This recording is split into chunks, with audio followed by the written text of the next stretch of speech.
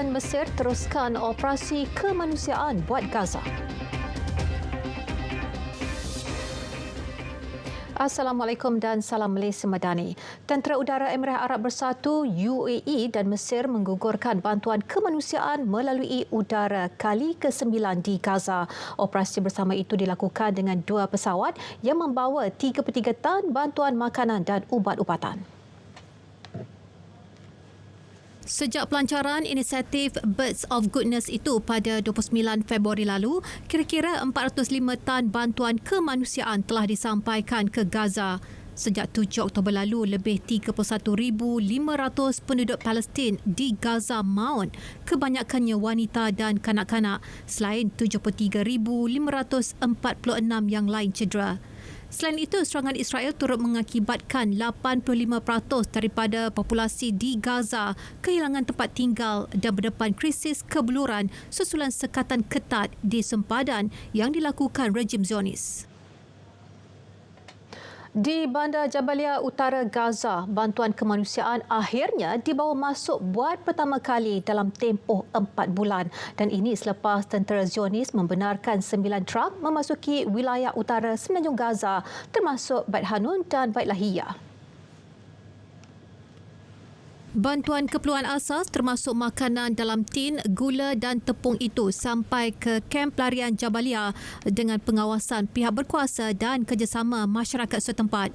Kesemua barangan itu kemudian disimpan dalam gudang yang diuruskan oleh Agensi Kerja dan Bantuan Pertubuhan Bangsa-Bangsa Bersatu bagi Pelarian Palestin UNRWA. Lebih 13,000 kanak-kanak terbunuh dalam serangan di Gaza dan ribuan lagi cedera masih terperangkap di bawah runtuhan bangunan, manakala ramai lagi menderita akibat kebuluran. Agensi Kanak-Kanak Pertubuhan Bangsa-Bangsa Bersatu PBB menyatakan tidak pernah melihat kematian kanak-kanak sebegini besar dalam mana-mana perang atau konflik sebelum ini di dunia. Pengarah tabung kanak-kanak PBB UNICEF, Catherine Russell, turut menceritakan pengalaman melawat ward kanak-kanak yang menderita akibat kurang makanan. Ia diburukkan lagi dengan birokrasi yang menyebabkan konvoi tidak dapat menghantar bantuan ke Gaza yang amat kritikal sekarang. Kecaman antarabangsa semakin meningkat terhadap Israel akibat peningkatan kematian orang awam dan krisis kebuluran di Gaza. Ditambah dakwaan sekatan terhadap bantuan kemanusiaan ke wilayah dilanda konflik terburuk itu. Sementara itu, tentera Israel akan meneruskan serangan darat di Rafah, selatan Gaza yang mencetuskan kebimbangan berlaku kematian orang awam secara besar-besaran. Berikutan itu, masyarakat antarabangsa menggesa Zionis agar tidak melancarkan serangan ke atas Rafah. Gesaan itu dibuat ketika rundingan semula genjatan senjata di Gaza diadakan di Doha. Sebelum ini, Chancellor Jerman Olaf Scholz mengulangi amaran terhadap serangan darat di Rafah. Amerika Syarikat juga menyatakan serangan ke atas Rafah sebagai melampaui batas. Akibat pengeboman Israel, majoriti 2.4 juta penduduk Gaza mencari pelindungan di selatan Rafah berdekatan sempadan Mesir. Ketua Pengarah Pertubuhan Kesihatan Sedunia WHO Tedros Adhanom turut merayu Israel tidak melancarkan serangan ke atas Rafah. Rafah adalah kawasan penduduk terakhir di Gaza yang belum diserang sejak perang tercetus pada 7 Oktober tahun lalu. Dalam pada itu, Benjamin Netanyahu berikrar bahawa orang awam yang berada di Rafah akan dibenarkan keluar sebelum tentera masuk memburu pejuang Hamas. Beliau memberi jaminan itu pada sesi sidang media di Baitul Maqdis bersama Chancellor Jerman Olaf Scholz. Scholz sebelum ini menyuarakan kebimbangan mengenai nasib kira-kira 1.5 juta penduduk yang berlindung di Rafah. Netanyahu pada Jumaat meluluskan operasi ketenteraan serta pemindahan penduduk keluar dari Rafah. Jelas Netanyahu matlamat utama operasi adalah bagi menghapuskan saki bagi pejuang Hamas yang didakwa berlindung di Rafah.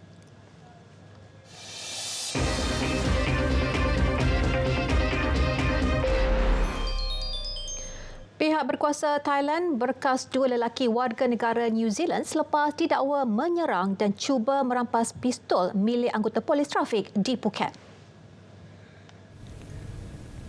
Pihak polis tempatan dalam satu kenyataan di Facebook berkata anggota trafik bertugas sebelum itu mengarahkan kedua-dua suspek untuk berhenti selepas kereta dinaiki memecut laju. Suspek yang pada mulanya ingkar kemudian bertindak berhenti di tepi jalan sebelum pertengkaran dan pergelutan berlaku. Satu tembakan turut dilepaskan anggota trafik berkenaan, namun ia tidak mendatangkan sebarang kecederaan. Kedua suspek akhirnya ditahan selepas pasukan bantuan polis tiba. Siasatan lanjut kini sedang dijalankan. Rio de Janeiro mencatatkan rekod suhu panas tertinggi mencecah 62.3 darjah Celsius dan suhu tertinggi itu direkodkan di kawasan Guaratiba pagi semalam. Pusat Operasi Rio COR memaklumkan suhu panas itu direkodkan sejak sistem amaran Rio mula mengambil ukuran pada 2014. Susulan cuaca panas melampau itu, orang ramai berpusu-pusu ke pantai dan kolam untuk cuba meredakan panas. Terdapat juga penduduk yang mendakwa berlaku masalah bekalan air akibat suhu panas melampau itu. Kawasan Guaratiba terdedah kepada suhu tinggi kerana berdekatan dengan lautan dan angin panas dari utara yang melanda kawasan itu. Pihak berkuasa Iceland mengisytiharkan perintah darurat susulan letusan baharu gunung berapi di Semenanjung Reykjanes. Letusan itu adalah kali keempat sejak Disember lalu. Pejabat Meteorologi Iceland IMO dalam kenyataan memaklumkan letusan gunung berapi itu bermula antara kawasan Stora Skogsfjall dan Hagafell di Semenanjung Reykjanes. Menurut IMO, lava kelihatan mengalir ke selatan ke arah benteng yang dibina untuk melindungi perkampungan nelayan di Grindavik. Letusan di Semenanjung Reykjanes itu juga menimbulkan kebimbangan terhadap loji kuasa Sevan Segi yang membekalkan elektrik dan air kepada kira-kira 30,000 penduduk di kawasan berkenaan. Pemilihan Presiden Rusia, Vladimir Putin memberi amaran tidak akan gentar dengan desakan dan ancaman negara barat selepas meraih kemenangan besar dalam pilihan raya umum PRU. Pada sesi sidang akhbar, Putin menyifatkan keputusan itu sebagai bukti sokongan rakyat terhadap tindakannya menentang negara barat dan menyerang Ukraine. Обеспечивают важнейшую задачу защиты наших людей на так называемых новых, на самом деле, исторических территориях российских, да и вообще страны в целом. Menurut Suruhanjaya Pilihan Raya Pusat Rusia, pemimpin berusia 71 tahun itu memperoleh kira-kira 87% undi. Putin, bekas Lieutenant Colonel Agensi Persikan Rusia, mula berkuasa pada tahun 1999 sekaligus bergelar pemimpin Rusia paling lama berkhidmat dalam tempoh lebih 200 tahun. Malaysia akan terus menggalakkan pelaburan yang memberi manfaat kepada negara ini tanpa mencampuri geopolitik mana-mana negara. Perdana Menteri Datuk Seri Anwar Ibrahim menegaskan meskipun menyedari dua negara kuasa besar, China dan Amerika, tidak mempunyai hubungan yang baik sesama mereka, namun Kuala Lumpur tidak berminat untuk menyebelahi mana-mana pihak.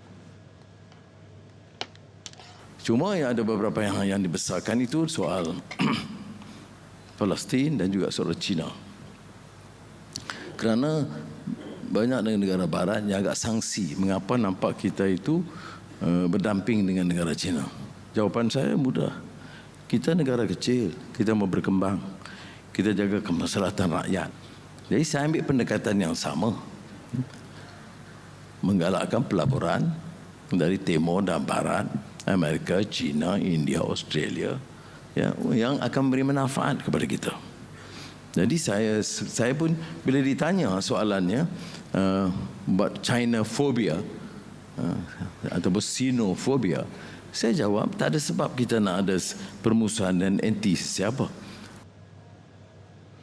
Menteri Pertahanan Korea Selatan Shin Won-sik mengeluarkan amaran kepada Korea Utara selepas negara itu melepaskan peluru berpandu balistik jarak dekat ke laut. Tindakan itu dianggap sebagai langkah provokasi susulan kunjungan Setiausaha Negara Amerika Syarikat Antony Blinken ke Seoul. Ia bagi tujuan menghadiri persidangan yang akan dihoskan Presiden Yoon Suk Yeol.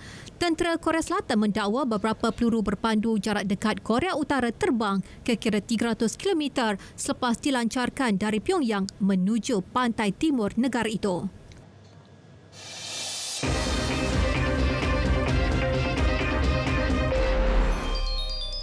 Badminton Olympics Master 2024 di Perancis. Bergu lelaki muda negara Chong Hon Jian, Muhammad Haikal Nazri mencipta sensasi apabila merangkul gelaran pertama musim ini pada kejohanan tersebut.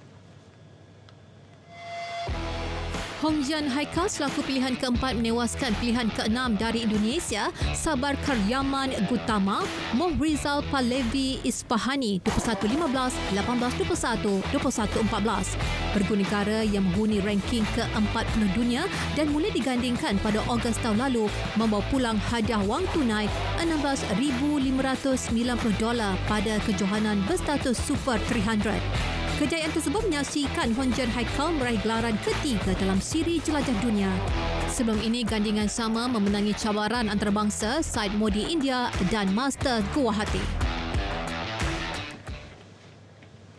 Aksi Piala FA Inggeris, Manchester United melakar kemenangan 4-3 terhadap seteru utamanya Liverpool dalam perlawanan suku akhir yang berlangsung di Old Trafford awal pagi tadi. Kemenangan itu menyaksikan impian United untuk menjulang trofi pada musim ini dihidupkan kembali. Pengurus United Erik ten Hag berharap kejayaan mara ke separuh akhir Piala FA itu juga akan menjadi pemangkin untuk mengubah nasib mereka dalam saingan Liga Perdana Inggeris. Sementara itu, pengurus Liverpool Jurgen Klopp berkata pasukannya sudah memberikan yang terbaik dalam perlawanan itu. Beliau turut merasakan jadual perlawanan pasukannya yang lebih sibuk berbanding United antara faktor kekalahan itu. Saingan separuh akhir Piala FA pada 20 dan 21 April ini menyaksikan United dijadual menentang Coventry City, manakala Manchester City akan berdepan Chelsea. Beralih ke tenis, Indian Wells, juara dunia Iga Swiatek menepati ramalan mengungguli gelaran keduanya di California. Dia mudah menundukkan wakil Greece Maria Sakkari dalam pertembungan final dengan straight set 6-4, 6-4, 6-0. Pada aksi timbal balik final 2022 itu, Swiatek mendahului 3-0 sebelum Sakkari bangkit menyamakan kedudukan 4-sama. Bagaimanapun tuah memihak kepada Swiatek untuk kekal mendominasi set pertama. Di set kedua, Sakkari terpaksa berputih mata menyaksikan Swiatek menguasai sepenuhnya permainan sehingga ke mata akhir. Swiatek meneruskan kebangkitan selepas tersingkir pusingan ketiga pada terbuka Australia Januari lalu. Hasilnya, dia memenangi gelaran di Doha dan mara ke separuh akhir di Dubai sebelum meneruskan momentum sama di India Wells. Baik, Dunia 10 berakhir di sini. Dari sungai ke segara, Palestin pasti merdeka. Dengan itu, Assalamualaikum dan salam Malaysia Madani.